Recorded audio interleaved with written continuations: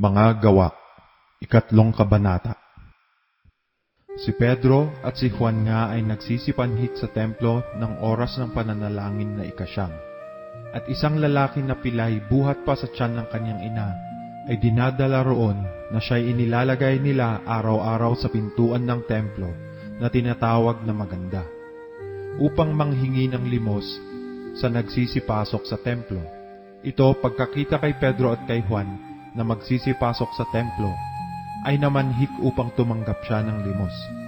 At pagtitig sa kanya ni Pedro, na kasama si Juan, ay sinabi, "Tingnan mo kami." At kanyang pinansin sila na umaasang tatanggap sa kanila ng anumang bagay. Datapwat sinabi ni Pedro, "Pilak at ginto ay wala ako. Datapwat ang nasa akin ay siya kong ibinibigay sa iyo.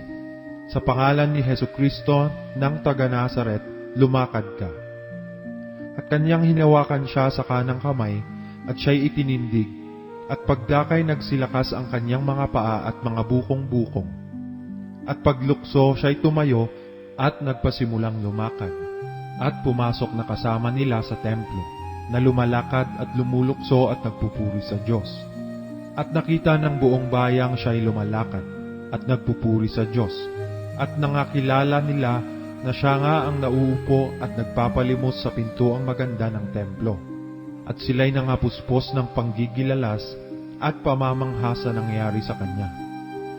At samantalang siya'y nakahawak kay Pedro at kay Juan, ay nagsitakbong sama-sama sa kanila ang buong bayan, sa tinatawag na portiko ni Salomon, na lubhang nanggigilalas. At nang makita ito ni Pedro ay sumagot sa mga tao, "Kayong mga lalaking taga-Israel, bakit kayo'y nagsisipanggilalas sa taong ito? O bakit kami ang inyong tinititigan, na sa inyong akala ay dahil sa aming sariling kapangyarihan o kabanalan ay aming napalakad siya? Ang Diyos ni Abraham at ni Isaac at ni Jacob, ang Diyos ng ating mga magulang, ay niluwalhati ang kanyang lingkod na si Jesus, na inyong ibinigay at inyong tinanggihan sa harap ni Pilato, nang pasyahan nito na siya'y pawalan.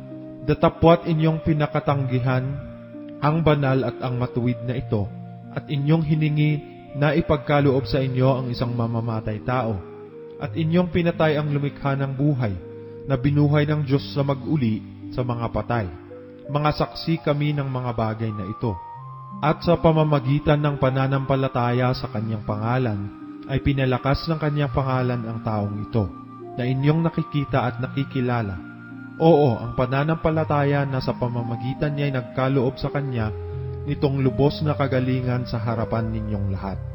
At ngayon, mga kapatid, nalalaman ko na inyong ginawa yaon sa di pagkaalam, gaya ng ginawa rin naman sa inyong mga pinuno. Datapwat ginanap ang mga bagay na ipinagpaunang ibinalita ng Diyos sa pamamagitan ng bibig ng lahat ng mga propeta, na ang kanyang Kristo ay magbabata. Kaya nga magsisi kayo at mangagbalik loob upang mangapawi ang inyong mga kasalanan, upang kung magkagayon ay magsidating ang mga panahon ng kaginhawaang mula sa harapan ng Panginoon.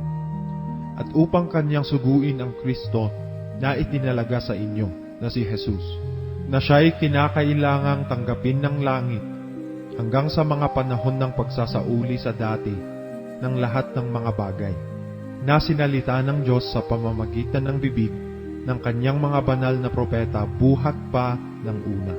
Tunay na sinabi ni Moises, "Ang Panginoong Diyos ay magtitindig sa inyo ng isang propetang gaya ko mula sa gitna ng inyong mga kapatid.